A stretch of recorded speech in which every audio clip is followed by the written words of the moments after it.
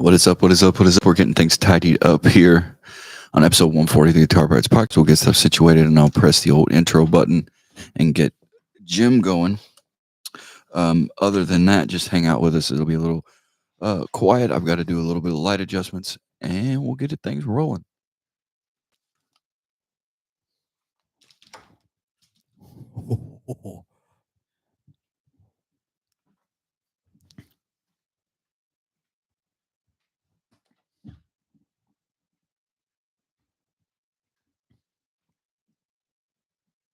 Like always, I'm covering up to D.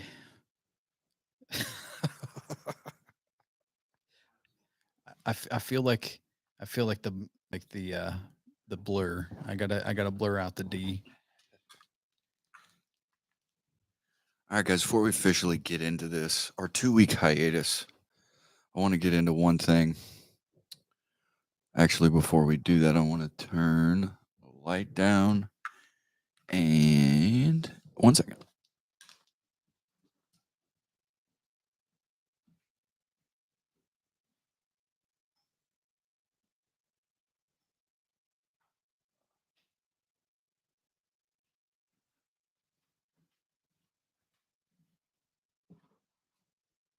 That's a little better. Okay. No. 2-week hiatus. Before we then, we'll get in the intro and all that good stuff. If you're a casual listener, if you're a consistent listener, guys, 2 weeks ago, we're doing the show. And I got a call about a building that their floor was greasy. As you know, we take care of a lot of clinics, hospital clinics and things. And it fried my brain. Once that happened, I was like, oh, that's what happened. Yep. And basically, it shot the show. It didn't shoot the show. I shot the show to shit because I couldn't get myself together because I knew something was wrong and I had to get there fast and da-da-da-da. And then that kind of messed up that show. And then 2 weeks go by between sickness and then family BS. We're finally back on track. Excuses, I know. We are a laundry basket of excuses over here. But thank you guys for chilling with us. Thank you guys for checking out old episodes. If you're just a YouTube watcher, check out our podcast feed before we've gotten, more live, and you will, there's probably something on there for you. Other than that, let's get it started. On a journey through deep space, trapped in a war, two pirates fight the good fight, armed with only 6 strings and some pretty bitchin' beards.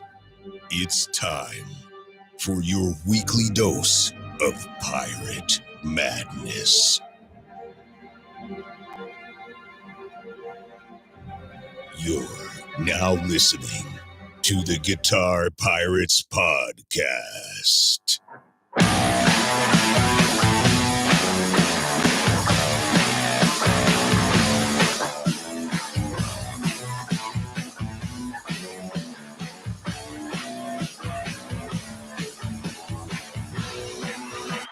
What's up, everyone? Guys, and welcome. It's episode 140 of the Guitar Pirates Podcast.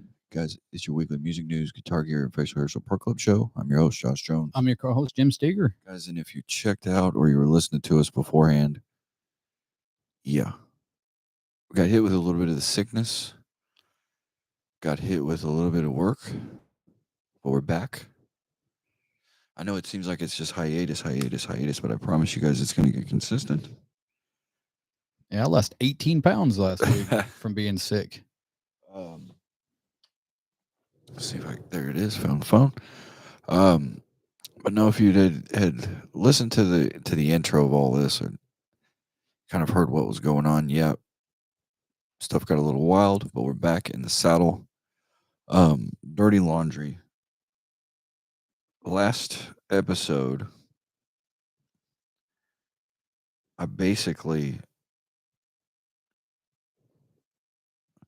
don't know. With everything that had happened, I almost fell off the wagon in that episode. But there's a couple things that I want to get into, and then it was the Joe Satriani. Joe Satriani did an EVH mod on his guitar. How are we feeling about Joe and doing the Eddie stuff and all that? I'm for it because, I mean, everybody, especially with the Zach Wylde doing dime stuff, it's like you have to pick somebody. And I would go with Joe. And I mean, you figured he would just run around with a 5150, but Or like I don't know. I'd love to know why like Wolf isn't involved so much. Maybe is it just too much? I don't know. Obviously, it's kind of in a weird way. It's a little bigger than Wolf. yeah, This is like the way the whole career has, and what Eddie's done for everybody. Yeah. It's such a toss up. it's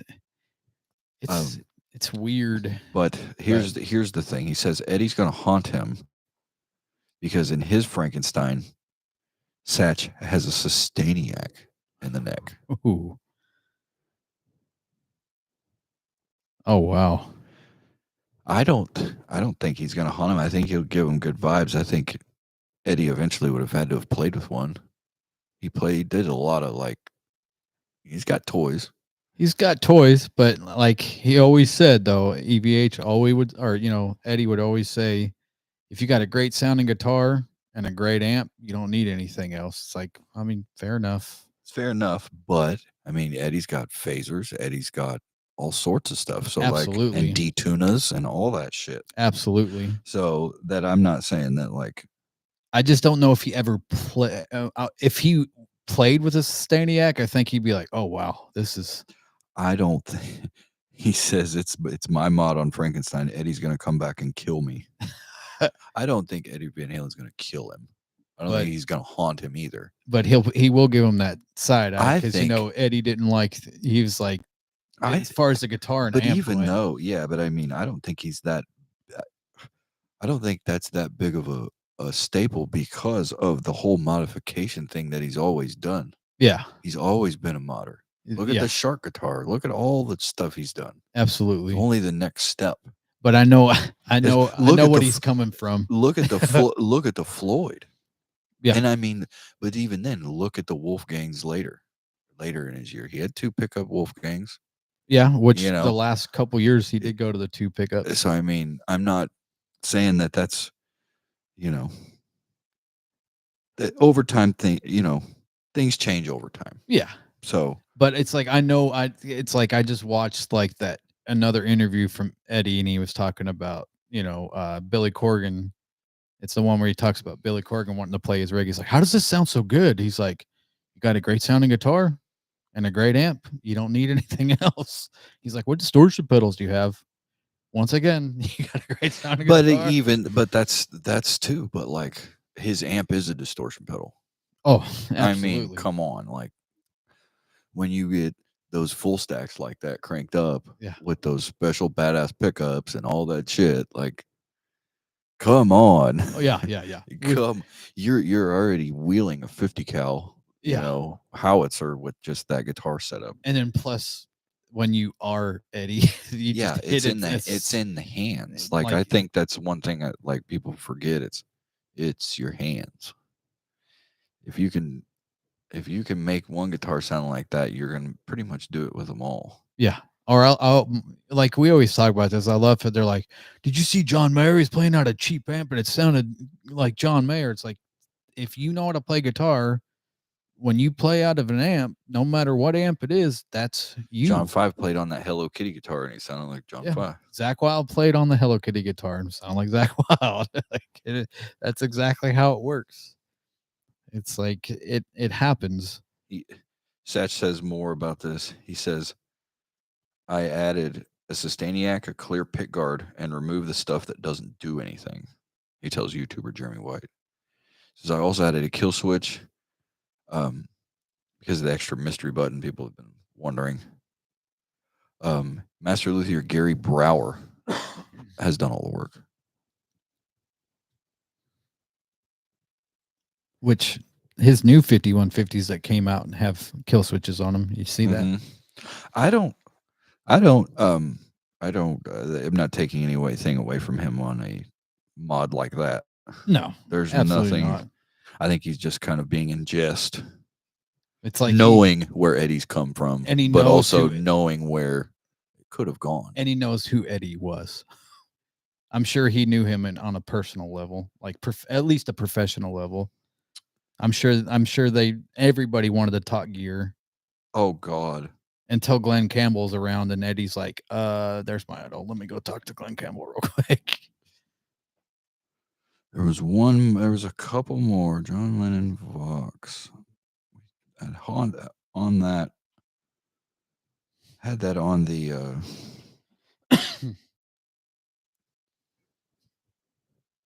they have found the 62 AC 15 twin that John had used on early Beatles recordings. Oh wow.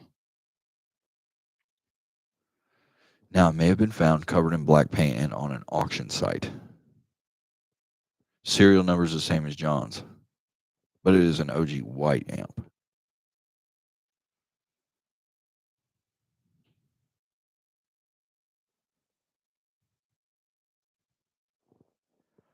I'm trying to see if there's any other modern pictures of it.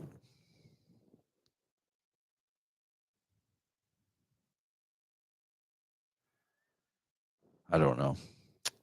I'm just scrolling through the article to see if they have anything. I'm sure we could go to the auction site and find it. Anyway, yeah, just dirty laundry from last week. Stuff that I mentioned in the episode title, but we didn't talk about because of the work fiasco and it frying my brain. Which it happens. Hey, we still got through it though.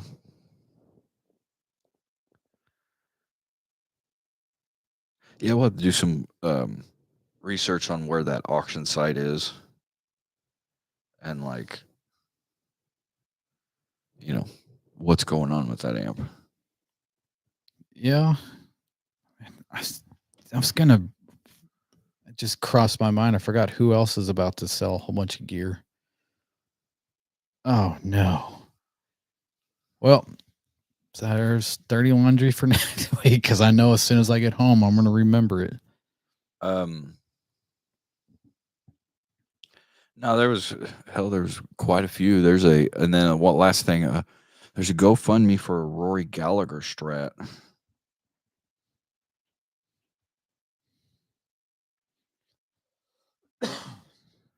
And it's literally bringing his Strat back to his hometown. 27,000 pounds raised of 1 million pounds. 613 donations. Jeez. Hi, my name is Sheena Crowley. My father, Michael, sold Roy Gallagher the famous iconic Strat over 60 years ago. The Strat and Roy's instrument collection will be going up for auction October 2024. This means so much to us in Cork. We need to become the custodians of that magical guitar.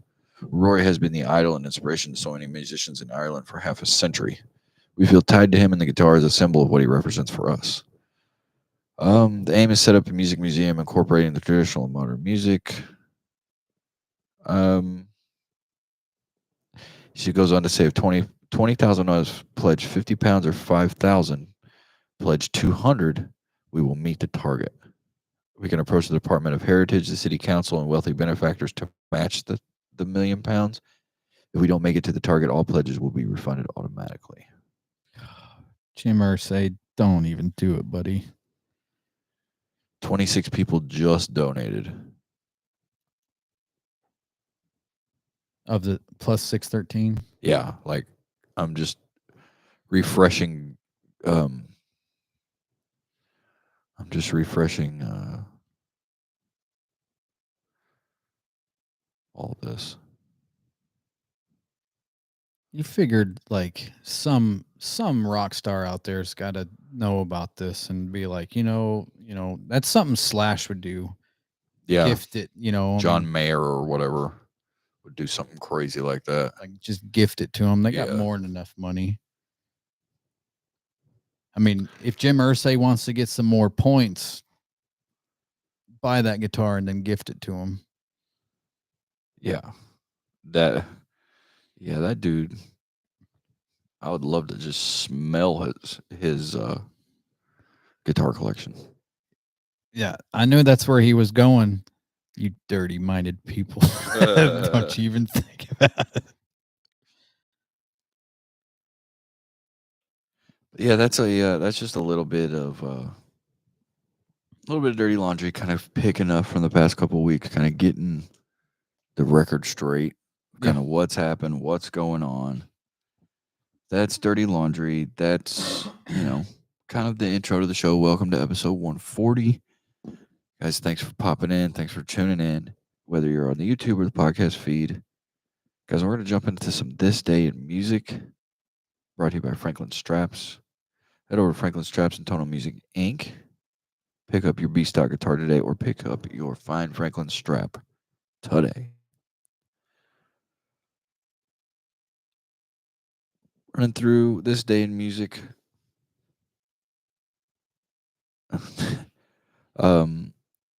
2007, Prince kicked off a series of 21 sold-out UK shows at London's O2 Arena. Tickets for the events cost £31. Wow. Same figure used by the singer to name his album, website, and perfume. After completing the 21 nights, the Jehovah's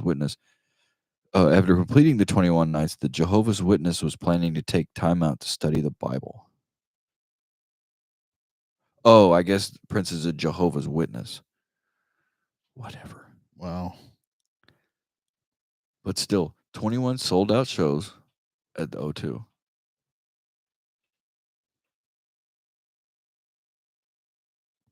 Is there a place he didn't sell out?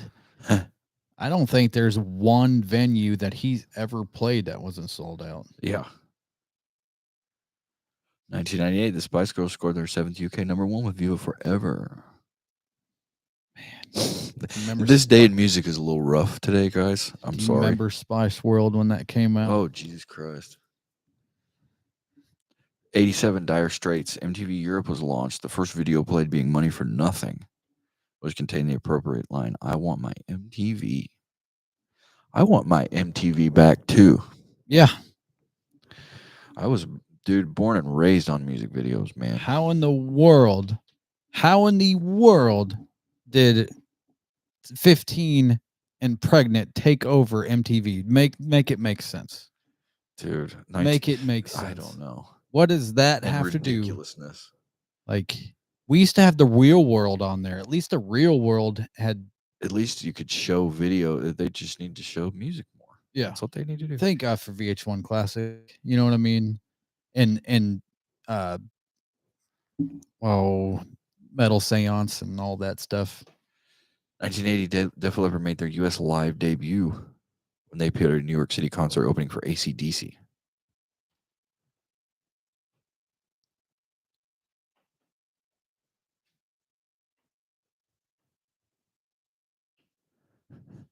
'64, the harmonica. Billboard magazine reported that the harmonica was making a comeback in a big way, thanks to its use by Stevie Wonder, Rolling Stones, the Beatles, and Bob Dylan.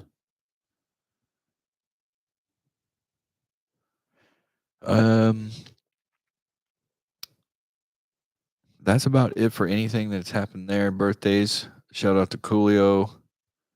Shout out to Dan Donegan. Shout out to Chuck D. And Joe Elliott. All have birthdays today. Robert Cray. Tommy Bolin. Jerry Garcia. Jesus fucking Christ. Did Jesus have a birthday today too? Right. Jesus Lord. Anyway, that's This Day in Music, brought to you by Franklin Straps, Tonal Music Inc. Head over to Franklin Straps and Tonal Music Inc. Pick up your B-Stock guitar and Franklin Strap today. As always, we're going to jump into a fun staple of this show. Some of my favorite spots, because I get to shut the hell up for a minute. Jim's Minute.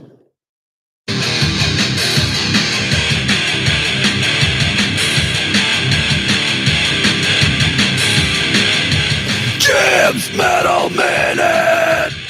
And welcome to Jim's Metal Minute. It's been a long couple weeks. I don't have a song of the day today. The whole time I thought today was August 2nd.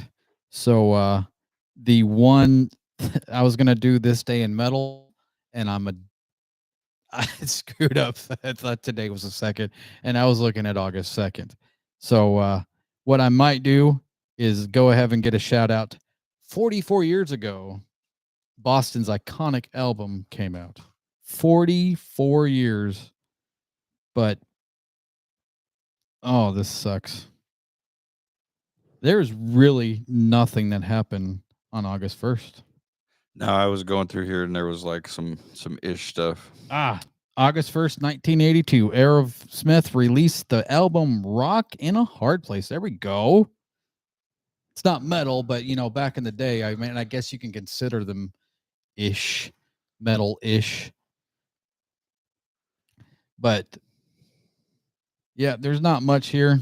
I was gonna do some guitar stuff, but I'm gonna save that for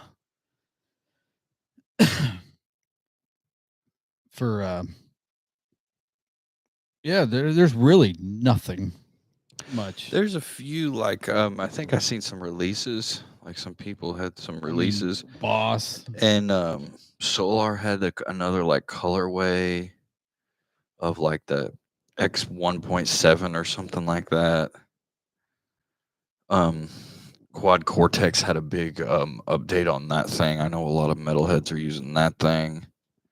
A lot of metalheads have got, as I like to call it, the Fender PlayStation. Yeah. Here's a freaking metal minute. I don't even know why you don't know about this one. Quote, discovers the taste, embodies his raw energy and unparalleled creativity. A new whiskey company has been launched in Dimebag Darrell's name, but the wait for his guitars and amps continue. Founded by Pantera's legend's widow, Rita Haney, Blacktooth Beverages should help the wait for new Dimebag guitars and amps go down smoother. Aside from an incendiary approach to metal guitar, in addition to pinch harmonics and tones, Dimebag Darrell has been long associated with whiskey. Blacktooth Beverage has been created, serving a range of Dimebag-inspired drinks, promising a taste that embodies the raw energy. We've heard that one before. The company was established by Rita Haney. The roster of premium handcrafted beverages included 7-year aged American rye whiskey, blended with artisan spring water from the Rocky Mountains, and Blacktooth Blended, offering a classic whiskey with a unique edge, thanks to the addition of ultra smooth vodka. There's also Blacktooth Grin premixed cocktails that come in leaded and unleaded sugar and sugar-free versions, which is very cool. Because I would be, if it was me, I'd be going after the sugar-free. Mm-hmm. American rye whiskey costs $69.99 for 750 milliliters, while a bottle of blended is a little more affordable at $33.99. The premixed 355 milliliter cans cost $15.99 for a 4-pack. A public launch event, the brand will take place at Rainbow Bar and Grill in Los Angeles on August 20th, Dime's birthday. It's like that would be something I'd know, but I don't drink, so that slipped all the stuff that I seen about Dime. No, I just thought it was cool. Finally. Yeah, like, I was like wonder why it took so damn long. But I guess it's more popular nowadays to start an alcohol brand. Everybody's doing vodka, so this is the first. This is like a whiskey one. So yeah, everybody's like, even like Two Bears did like their Four Osos vodka or whatever. Yeah, they do that. Cheech and Chong have their. But they made a damn bong out of their thing. Yeah, they've got a whole. That's just a piece of what those dudes got. Dan Aykroyd has his own vodka plate thing. Like everybody's doing it. That's just badass. Here we go. I got one. We talked to Rudy Sarzo about this. August 1st, 1980, Motorhead, Ozzy Osbourne, Triumph, Riot, and Frank Marino. Frank Marino, man, you talk to Zach Wylde about Frank Marino, and he will fanboy out. Yeah. He will fanboy out. He loves. You don't ever see him do it that much, but he'll talk about Marino like fucking God. Yeah. That's the one thing you can never say about Zach Wylde is like, no matter what, he knows that, yeah, he can play guitar, but it's everybody above him, and that's the one thing I love about it. But that was called the Heavy Metal Holocaust. August 1st, 1981. All right, guys, we're going to move on to some gear acquisition syndrome brought to you by Analog Pedals. Head over to analogpedals.com and pick up your new pedal today from the Chris Robertson Dose Fuzz, the XS Drive. He's got some, Jeff's got some wah-wah pedals, I believe. Cumberland Music, if you can get on their website, you could probably find some for order. Or if not, just talk to Jeff on Instagram. And the dude's nice as hell. He can whip up something for you. I promise. Gear acquisition syndrome. I don't have anything super crazy, but I do want to talk about a couple of things. One, if you're a sampler guy, and this will be super fast. MPC is coming out with MPC 3.0, updating the user interface. And if you're a single guy just making standalone music, something to check out. Now moving on to wonderful like actual guitar stuff. Now shipping. Now you hear me? Now shipping. I'll have to check the other sites. Dunlop Wylde Audio Rotovibe Chorus Vibrato pedal. Oh shit. Now shipping. Bad part is it's $3.99. It's not that it's bad, it's just that's a lot. It is a lot, but it's a bad boy. As That's we a know. lot. That's a lot. But let's talk about it for a second. Let's just go back to what the traditional where it comes from.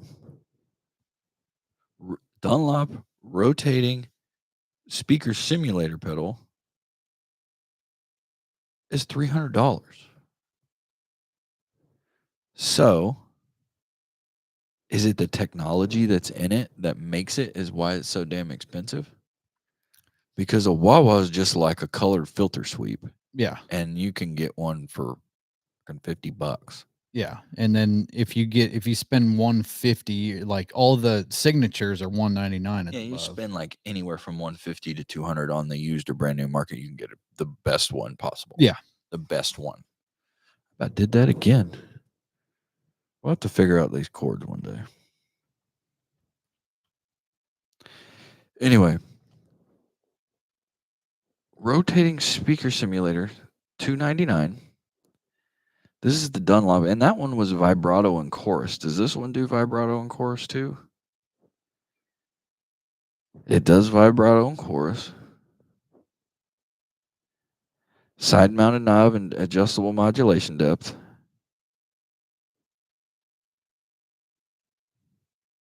So it makes me wonder, is it just Zach Wylde and that's why it's $100 more? Or what's the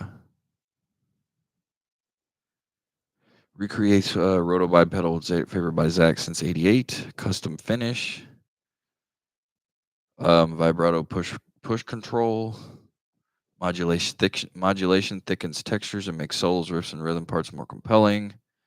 Rotating speaker effects add lively movement and vintage inspired character. Oversized min and max intensity knobs adjust the pedal's range and facilitates fast tweaks between songs. I don't know. I mean, this would be interesting to find out. What makes it different, or is it just tonally tweaked a little different? I think it's. Sounds like it's tonally tweaked a it's little different. Being with Zach, it's going to be totally, especially it's on at all times when Zach plays. Like it filters all his stuff. It sounds like it's a little stronger looks like it's a little stronger from the build. So it looks a little thicker. Custom color too. Custom color. It looks like it's modulated a little differently. Yeah, a little, but still built the same. Like it's still got a push-pull control. It's still got a dial. It does, it does what it does. Like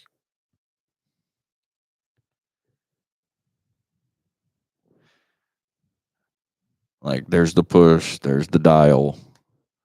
Like it's got to be in the custom color, the build, because that looks a little thicker, Yeah, and the fact that they've like modulated the circuit a little bit, and from what it sounds like, the description sounds like, and then plus the name. I mean, of course, and then you're paying a little for the name too. but still, it's still a bad. It's a bad. No, and I imagine that it is, and let me tell you this: I would rather spend money on this if I could go back. I'd rather have spent money on this than that damn Atreides. Like, can we just talk about that? For all y'all people that love the Atreides, How? I don't know. How and why? I do not know. I never thought in a million years there would be one piece of music equipment that I couldn't make anything cool with. There's nothing you can do with it. Mm-hmm.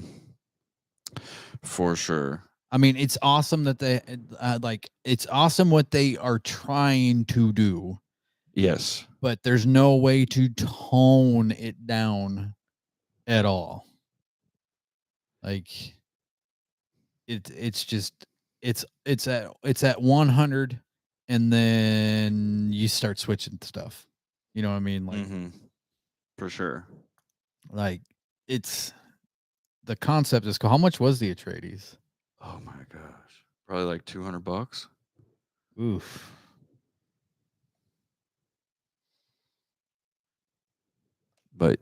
But yeah. I was trying to see if our audio was still going on the live stream, which it still is, sorry. But the Atreides, let's see here. Do you still have that in your on your peripherals? Are you still dipping your toe in and out of it? Which one? The vibe. I Vibe. really would like to, When you get stuff toned down a little bit. Because I know we both I'm getting ready to pay off a whole bunch of stuff, so how much was the Wylde?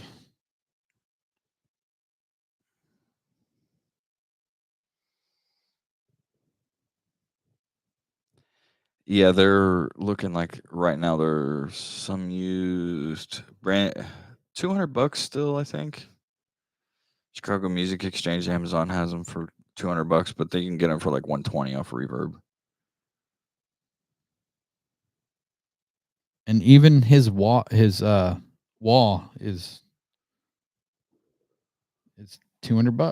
Yeah.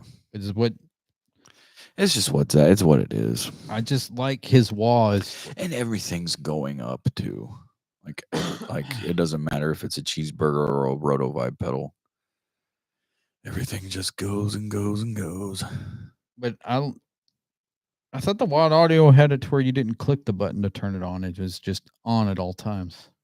I don't know. That's what it is supposed to be. It's just as soon as you click down, it's supposed to be. I don't know. Because it's got Zach's specs. Is that a Dunlop wah or is that a Wylde Audio wah? It's Dunlop, but it's Wylde Audio Crybaby wah by Dunlop. Which I'm glad that his Wylde Audio stuff's coming through Dunlop which makes sense. Yeah, I would think. No, I mean this one's the brand new one and it has a click on it, so Yep. I know that they have some wahs like that are clickless. Well, his wah is supposed to be clickless, like the old ones, like you used to be able to get. Like I think it's like when he was still with Les Paul, all those are 100% clickless. You just as soon as you touch the pedal down, it's engaged, it's ready to go, which I like because if you don't have it set up right, and as soon as you click it, you can hear that.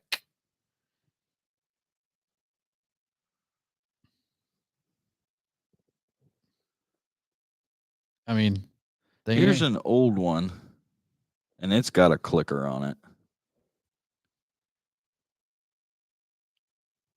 If this doesn't say Zach, I don't know what else does. This pedal can stand up to the crushing boot of metal's most relentless legato. Yes, relentless is 100% Zach Wylde. Anything else on the old gear acquisition syndrome front? Yes. As I sent old Joshy Jones, I've been, as everybody knows, that like we all love a little Papa Hit. And I've been searching for that that what is it, a Honduras or whatever, his vintage Explorer. Yeah. The Hondo It's or the what? Hondo. Okay. Yeah. I'm such in love with it because it's Olympic white, but I love the fact that now ESP kind of has like a little bit of flavor of that, brings a little bit. It's an EX200. It's set neck. It's an Explorer style body, of course. It gives me a little bit of flavor of that 80, the 84 Hondo, but it has a little bit of the new Papa Hit flavor. Yes. And I enjoy it. It's got push pull pots. It's set neck. I enjoy. It's like I do want an Explorer, but the more I look, the Olympic white is where it's at. Yeah. I love the Olympic white because it's not like a bright white. You gotta move your chair off that table some. Oh snap. Cool. All right. But yeah, they are so awesome. I mean, they're only $5.99. They also have the black one. If you want to go the black route, you can do. It still gives you little bit of Papa Hit feel, but it's got that Jatoba. Yeah, the Jatoba fretwood. Yeah. Fretboards. But what if we're gonna kind of like, I guess, split the difference here? What about the Harley Benton EX84?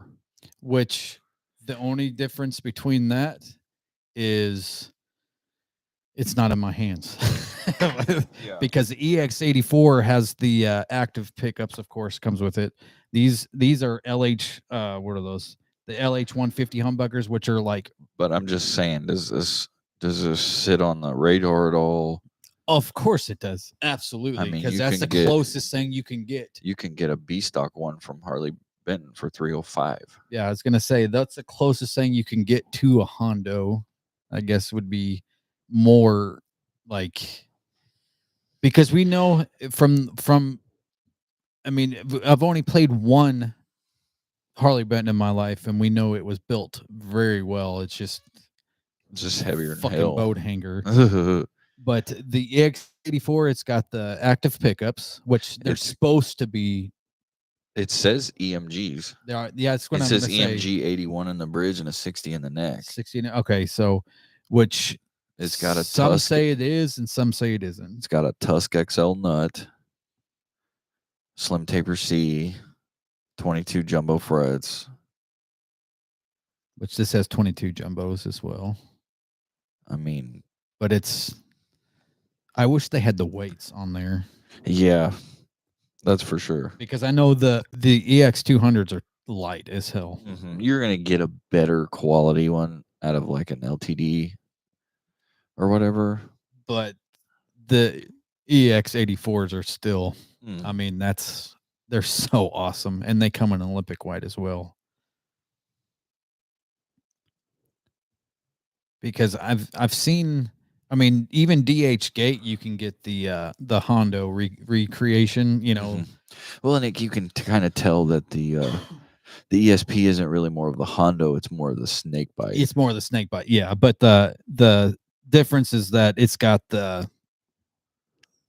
actually got like, it doesn't have the snake bite bottom. Yeah, it doesn't have that bottom cut thing. Yeah, which I mean, the EX84 is the snake bite. Basically. It has the little. Yeah, it has a baby snake bite in the butt. Little bit, but it doesn't do anything like this. That's the only thing. That's why I like the EX200 a little bit more. Yeah, the snake bite's cool, but it kind of makes that Explorer look like a explorer with Down syndrome. Yeah. I mean, if I was going to get a snake bite, I'd just get the $1,200 snake bite. You know what I Because mean? like when you see that picture right there, that looks ugly as sin. It does. It's a little too big. Yeah. And it's like, what is the original? What is the snake bites? I wonder what they got over here.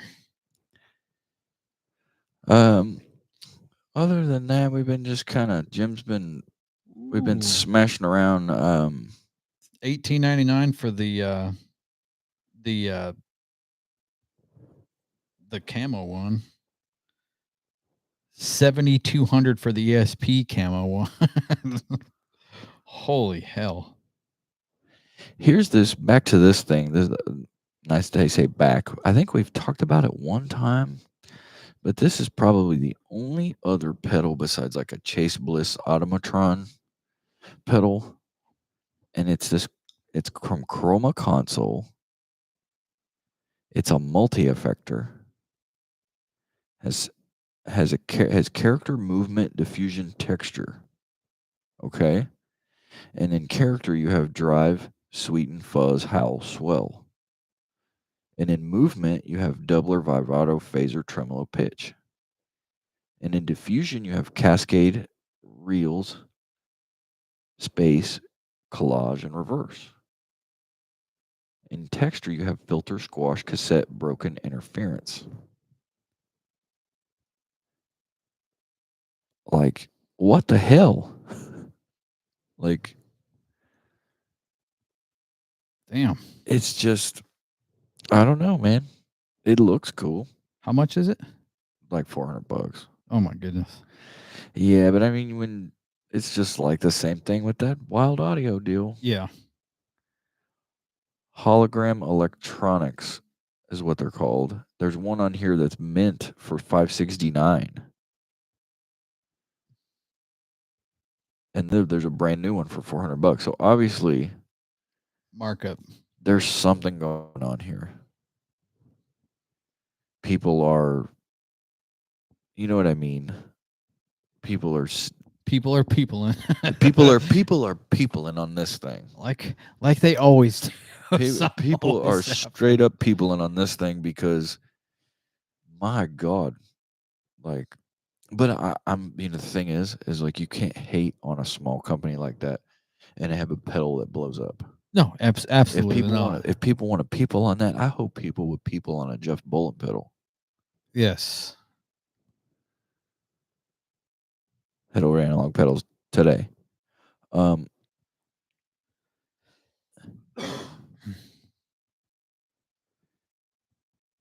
Anyway, that's a little bit of gear acquisition syndrome. What was that one thing that you found earlier? What was it? A damn piano guitar or what? Yeah, it's a piano guitar. It's pianitar or whatever the fuck it was. It's called. It is. I've got it right here. It's called the Harpeggi. It's like a harp, guitar, piano hybrid, and it's awesome. And I went and checked the prices on it. So it's HARPEJJI. Yeah. By Marcodi. So Marcodi is the company, and this thing's called a Harpeggi, and it's awesome. Like the dude was ripping it. Yeah. Oh yeah. So that answers the question. Oh. What if a piano and a guitar had a baby? The Harpeggi was invented by my dad, who was a keyboardist but wished he could snap his fingers and magically be able to play guitar. The Harpeggi is like the piano because of the note markings. The white notes like on a piano and the black notes. The guitar thing comes in with vibratos and bends. And these sick tapping sequences. What the fuck? That's awesome. That's pretty freaking awesome. So it's a Harpeggi.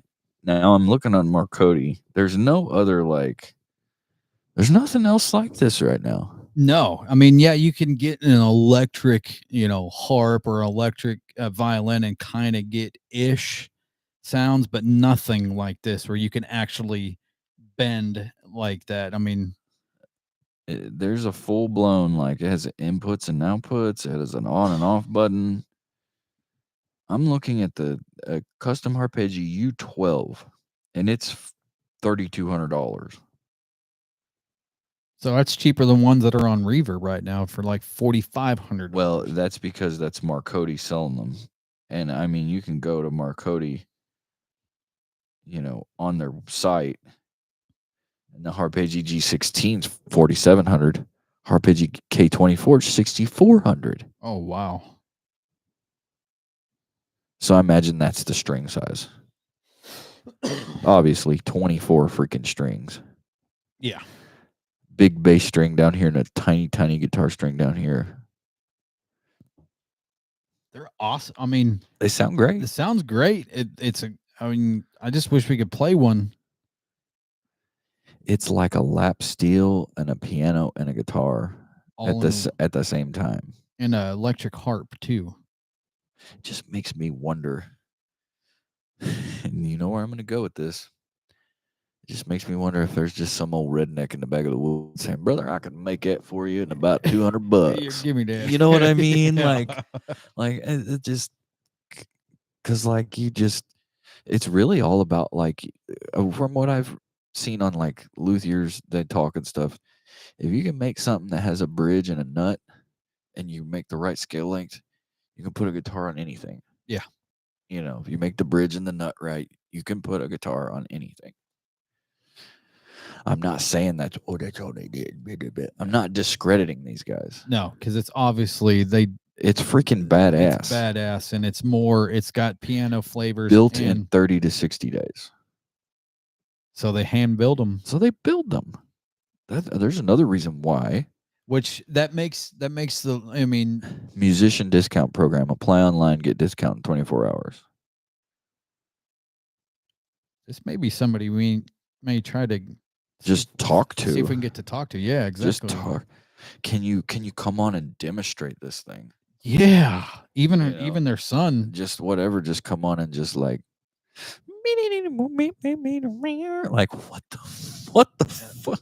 Because like when I showed Josh, he had the same reaction. He just was like, "What? What just happened?" It just sounded like a piano. It's like when you see that weird jazz guy at the club break out a Chapman stick, and you're like, "What is that?" Yeah. And it's like this bar with frets on it, and that's it, and strings, and it's like, what the hell are you playing? Yeah. I seen a bassist play one of those once. I'm like, what the hell is a Chapman stick? Yeah, it's like, what is this? And it's a bar with frets and strings. But he was playing it in a bluegrass band, and it was just, it's just a stand-up guitar, but it's literally just a stick. It's a stick. With four strings. It's a metal stick. It's really weird. It's the only way to get a bass, like a stand-up bass tone in just something that it's the size of this. Well, it's not that. Well, and now we've also gotten, you can get really close with those Kala U basses. We think we've talked about those on the show before. Those ukulele basses. Oh man, yeah. Those small mini bass. Dude, those things, I wouldn't mind having one of those just around for the bass tone. Yeah.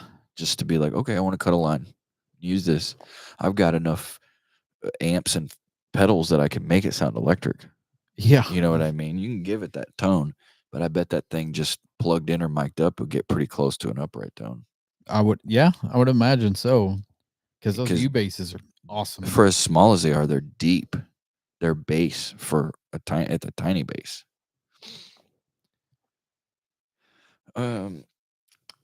That's gear acquisition syndrome. Which it doesn't ever stop there. No, that doesn't. This is just kind of the things we've seen in the past few days. We can do a whole episode on nothing but just gear that you've kind of wanted or whatever. I really want that Fender now, though. The PlayStation. The Fender PlayStation. What is it called? What is it actually? Tone Master. The Tone Master. Tone Master. Fender Tone Master. Want the Tone Master because. Okay, before we move on, let's go to reverb. Because Rob Arnold from Chimera just played Incarceration with Chimera with the Fender, the Seymour Duncan gain stage, or the Seymour Duncan preamp, and he used nothing but just the presets that he had on his Fender, and it sounded amazing. Yeah. And then through his 6505, for the tubes and everything, and his 412 Tone Master Pro, excuse me, whatever. Tone Master Pro. Whatever. Which are they, what, 1800? Yeah, they're like 1600 brand new. But Ola played live with one, and now Rob Arnold played live with one. And like, whenever two of your favorite guitar players play them, I'm like, I kind of want one now. You can $14.99, $13.99, that kind of thing. They're still so new that if you find one used, you're not gonna find it very much cheaper. You're better off probably just biting the bullet and getting it brand new. Because it comes with the wall and everything. I mean, yeah, there's a lot of. I still think they need to make one that's half of it. Yeah, like they did with like the Line 6 pod, or like on the MX5s and stuff like that. Make us a little box that does the same thing but no wah kind of thing. Yeah, maybe like half the amount of presets and shit like that, or like half the amount of buttons. So like 4 to 6 buttons instead of like 8 to 10. Because I have an extension wall. I mean, I already have an EX wall ready for anything that has a extension wall. Yeah, because like that's 10. When you look at the Fender PlayStation, I mean the Tone Master Pro, there's already 10 freaking deals. Yeah, and it's all touchscreen too, and which is awesome. all and 2 big knobs. So I mean, if you could just take it, even if it was like that, or if you took away that many knobs, yeah, you know what I mean. I don't know. Just talking about the Fender Tone Master Pro, and what could you do to maybe make it more accessible? Because yes, $1,600 sucks to pay for that. The new toys, But it's great, obviously, for what it is. But I'm just saying, like, it's better than a $2,200 Kemper. What can we do to make that just a shade? Because Kemper now has smaller versions, little compact pedal grabbers and all that stuff. So it's like, and then Line 6 came out with all theirs. They have like 4 different variations and of the it. MX and the headrush things, what they have, which is damn near the same thing. Now, if Boss would jump on thing and get stuff easy to work on, I don't think Boss will ever be easy if they ever do, when they do that stuff, because the ES3 was super, just kind of like a lot of hoops. That 90 was. I remember when I bought that 90 and I brought the manual over for Josh to look, and he's like, "What is this? Is this different languages?" I no, this is all American.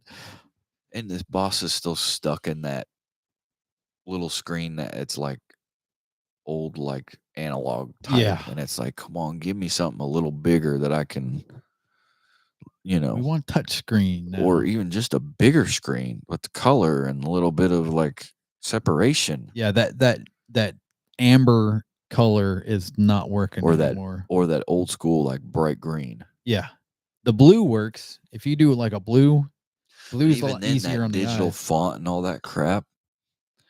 Nobody wants to sift through that mess. And you have to hit 4 buttons to save and hold. And if you don't, they were tried and true for what they were for the day.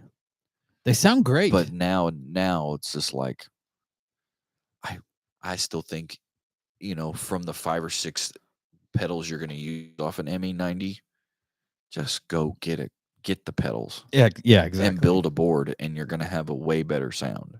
The only thing I missed from the ME90 though is they had this space pitcher, and that thing just sounded so good. And that's the only thing that I truly miss from it. And I don't think you can get a space pitch. You can do, I don't know if they have. I think on the bigger Space Echo, like the little pedal, it has an expression port. Okay. I think. Now that would be something we could definitely check out, because I have an expression pedal, for stuff like that. Because I got the MX5, which the MX5 has Like it has a pitch shifter, but it doesn't have that space pitch shift. It just was like it sounded so good. Like especially when you had a lot of reverb and you can run it through, just the clean channel of something that just sounded so good. But that's the only thing I truly miss from the ME90 is that space pitch shift. It was like called Space Balls or something, I think. Looking at the RE202 Space Echo. Yeah, it has an expression pedal out. Damn. That would be fun if to have the money and mess with. Yeah, it can do mono stereo, so you can do 2 amps. MIDI out and in. Yeah, and an expression pedal. I think I've talked about it when they come out, and there's a little stomp box version of this too.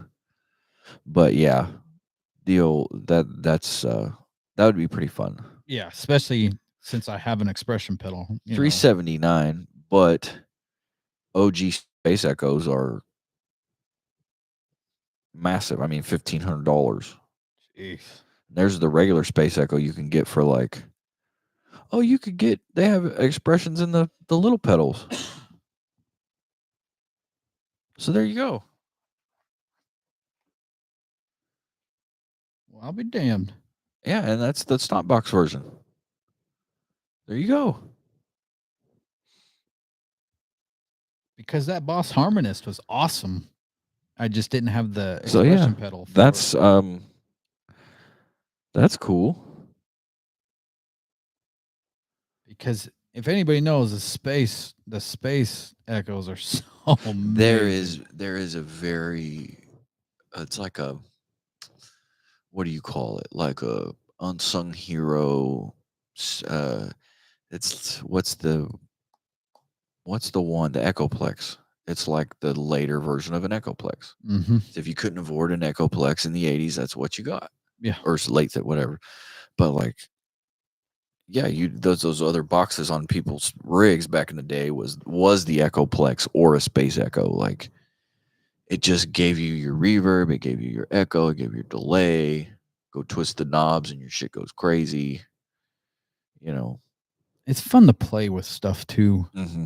And it's like sometimes you're like, I don't know where I'm going to put this. And it's like most of the time, it's like if you don't overdub your guitars, you'll never find where to put If you just don't use it, regardless. Even if you get something that you want, but you don't know where you're going to use it, just use it by itself.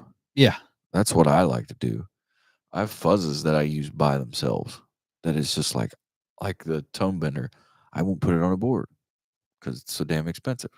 Because I like stacking. Yeah. Like I like my bass distortion, then I like stacking a clean tone on top of that, then an echo on top of that, then like, or just however it works. People get so caught up in the order. And it's like, dude, just do what sounds best to you. If it's all whacked out, but it sounds great, that's what it's supposed to do. What he just said, do stuff for you for once in a while. Who cares what anybody else thinks? The only thing you got to really pay attention to is putting the looper at the end. Yeah, that's and I'll tell everybody, I'm backwards. People will put their tuner in the front. I don't want to plug into the tuner. I put it at the end. I'm always a tuner, but I'm running if you get the which I'm surprised you still don't run a wireless. But that Line 6 wireless system buffers out more. No, it's got that instant buffer, so I don't have. If I plug a cable in the end, it's noisy as shit. But as soon as I plug that freaking, it's the Line 6 Go, little box, but it takes so much more of that extra BS out of the system. I feel great with where I'm at as far as just like with my board. I've taken the time to like proper supplies, proper cabling, proper cords, like all that crap. Mason helped a little bit, and little help from Mason, just a smidge. Just talking with him and just how to properly like, hey, this is what you do, and like also too, like I I have my shit's just I just set it up the way it is, like the way it work. It's just the way it runs, like wah-wahs into fuzzers and drives into modulation. And plus, you don't go crazy like my amp. My amp's cranked to the nines. I'm a clean player. That's the if you're just tuning in, that's the dynamic of this. It's like chocolate and vanilla Mm-hmm. right down the middle. You still get both sides. Jim is a dirty amp player and a metal guy. I'm a clean amp player, and I'm like a bluesy rock and roll guy. And I'm still a baby when it comes to pedals because, like, when we first started this, I was literally straight into my amp. That was it. I was EVH'd all the way because, I mean, I love Dime's side of everything, but it's like I always liked EVH's tone so much. And I loved it until I started adding a little bit of boost to it. I'm like, damn, I'm not going to dimerize everything. Now we start playing. Which I still am more on the solid state side, but I do love me a good Marshall. There's a love, tube. and that's the thing too. Is like I love tube amps, but I love like Roland and Boss solid state amps. I think they're some of the best amps, solid state amps, besides like a Randall and stuff you get for like metal, but like all around type amp. Yeah. If you're just picking something up at the store, yeah, like that's Yeah. gonna do you great. Just the Katana Mark II is perfect. I mean, it's 50 watts of tube power, and it is loud. If you're looking for a little more stylized tone, get a next tone. I know, it's solid state, it's Roland, it's Boss. But seriously, just dive into it and you will be surprised. And remember, The tactile feel and jump off of the strings compared to a Katana is night and day. Yeah. Night and day. Don't forget they have the Artist Series too. And the Artist Series, those little amps, and it's too, it's like if you're a gigger, like if you don't want to walk around every weekend with a damn tube amp, because the more you move them, the more those tubes rattle, the more that circuit moves, the more everything. Yeah. The next thing you know, you've got a bad tube or solder's come undone, and it's less likely on today's stuff because it's all PCB and circuit boards. But it still happens. Yep. It's like I love gigging with the Marshall, but I hate taking it around because I just don't want to compromise my tube amp.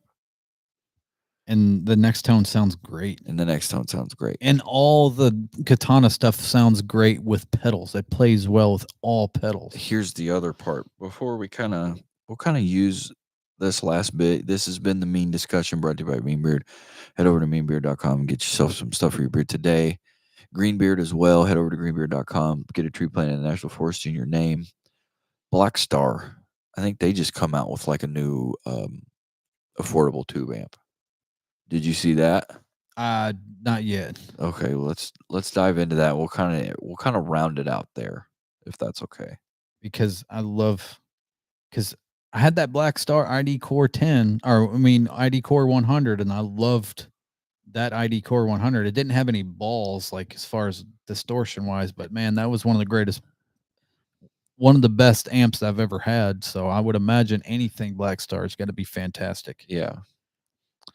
Now, if I can, because your Fly 3 is great. Yeah, the little Fly 3. What they've done with those are crazy.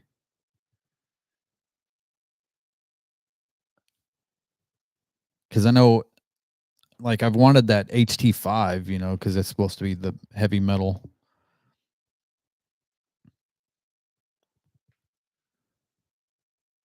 Yeah, this is it. A dynamic experience that effortlessly transitions between classy clean tones and crunchy overdrive. Black Star channels the spirit of tones vintage US amps for the TV10A tube combo. 10-watt tube amp with 12-inch Celestion, 6L6 in the power amp and effects loop, digital reverb, and emulated line outs. Assuming that the A is for American, it's a compact 112 tube amp. Cream chicken head dials for gain tone and reverb. Push button to engage onboard drive section. Looks good. Kind of reminds me of the 5150 iconic series. Mm-hmm. Looks, I mean, for what it is, emulated line out. You can record off the back of it. Class A amp driven by 6L6 power tube, ECC 83 in the preamp. Have you ever played 6L6s yet? I've only done EL84s. I think I have, but I just don't know when. It's priced at $599 street, as in £599. So, 650, 679. Black Star DV10. Hey. 650 at Chicago Music Exchange. Nailed that. Nailed it. 650 there. It's on some on Reverb. Pro Audio Stars for 650. I imagine we'll probably see some TV 10B or TV 10 whatever. You know what I mean? Yeah. But yeah, I mean, For a 650 and you get a really good tube amp. 6L6 tube with EC83. It is a Chinese made amp. Hence why it is 650. 650. Which, as anybody knows that's got anything import lately, China has stepped their shit up, and instead of 1 out of 10 guitars being great, 9 out of 10 are great. And and that goes with like ear amps great, even though it's import. Yeah, that's the thing. Like, it's just, you just have to give them a try. Use your warranty. Keep your paperwork. I know, like, just like when I got my first real Gibson, it's saying USA made me feel like $1 million. So if you haven't something that says UK on it, you're like, yeah, baby. If you have a UK made Marshall, it's like an American Fender. Yeah, you feel like $1 million. Even I had the Class 5, and it was a UK made Marshall. And even though it was a little Class 5, it still was pretty awesome, amplifier. Last little bit here. DSL1 MX112R cabinet bundle. Sweetwater right now for $549. I would love to just jam on one of these DSL ones. It has to sound. I mean, the DSL 20 was awesome. It had a 5 watt and a 1 watt. It was either a 5 watt or a 1 watt setting, and it was great. Yeah. Oh, how in the hell can we leave without talking about this? And I'm surprised you didn't do this in your Metal Minute. So I'm doing this right now. Gojira played the fucking Olympics. Oh yeah, Gojira. That's right. Gojira played the fucking Olympics with a headless Mary Antoinette or whatever next to him. Yeah. Like, they were playing with flames on the side of a castle. I posted it on Facebook. I'm not even thinking about. Like it's not even that. Like we're past that part. Gojira played the Olympics and didn't have to water down their sound. No, and they had a dude they didn't even pick the song. Did you read that? One of the dude who was like conducting the whole thing picked it. Was like, you play this one. Oh, okay.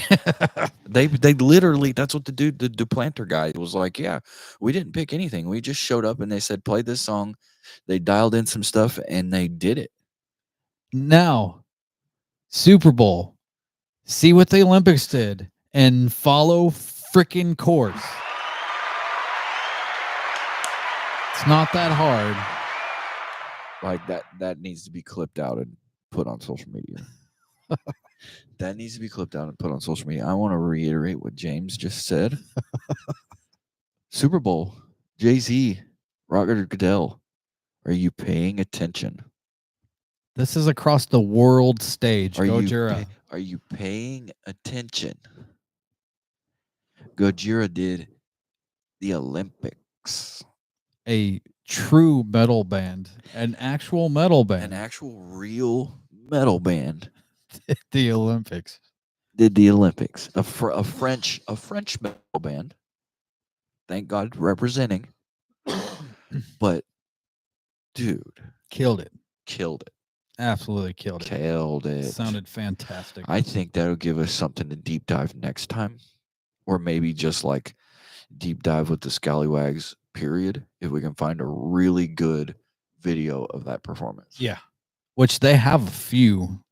Yeah. So hopefully we can find a really good pro shot video and we can watch it. Yeah. Really like dissect it. It's freaking I've awesome. seen it, but it's like I want to see a better, like, I can't remember what the song's called. I don't know Gojira that well. I know I have. Excuse me. I'm still stuck in the 90s. So I do respect their lead singer. I love his guitars. Oh yeah. He played a chromed out freaking Jazzmaster looking thing. He has a signature Telecaster. Like, I love his guitars. Mm-hmm. Like, so no, all respect coming from this side of the pond. Absolutely. That was to see that finally happen, and don't give us no bullshit. Yeah. And especially for all metalheads, even if you don't listen to Gojira, like, yeah, I know who they are. I respect the shit of them, but I'm still stuck in the 90s, I told the guys, like, in our group chat, I said, I feel like the country is rejoicing into the fact that we just had real metal played at a big venue like that. Yeah. Like, it doesn't matter if you're a fan, like you said, it doesn't matter if you're a fan or not. No.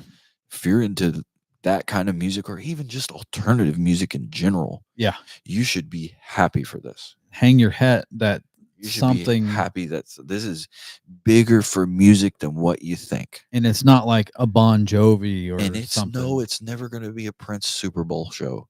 It's never going to be Michael Jackson at the Super Bowl. But it was fucking awesome. This is the first step yes, in making something like that happen. Like, if we could just get two, like, even food, like, even getting up two for the Super Bowl, like, just close to Metallica, it'd be a win-win. Get AC/DC before they're done. Yeah. I guarantee. We talked about that a couple years ago. Their latest album still smacks. And it's like last year, yes, the Super Bowl halftime had a bigger viewing than the actual Super Bowl. It's like, look who you have for this. You got people that tune in just for the halftime, which makes me sick. It's like, I want to watch some freaking football. You know what I mean? Like, I don't mind the halftime show. I just think that, like, it's become bigger than the game sometimes. Especially, and I don't mind it if it's bigger than the game if the music warrants it. Yeah. If, like, the epicness of the show warrants it. Yeah.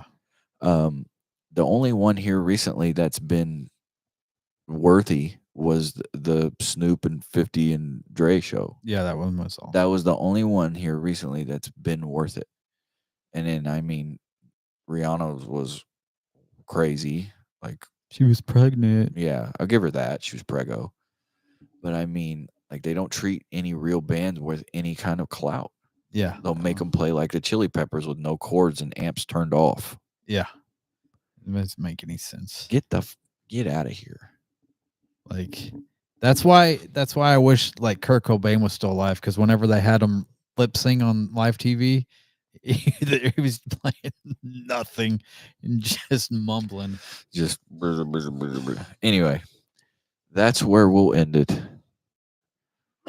Thanks for sticking with us and dealing with our laundry basket full of excuses and dealing with us in life and work and the pursuit of keeping this podcast going. Thank you guys so much.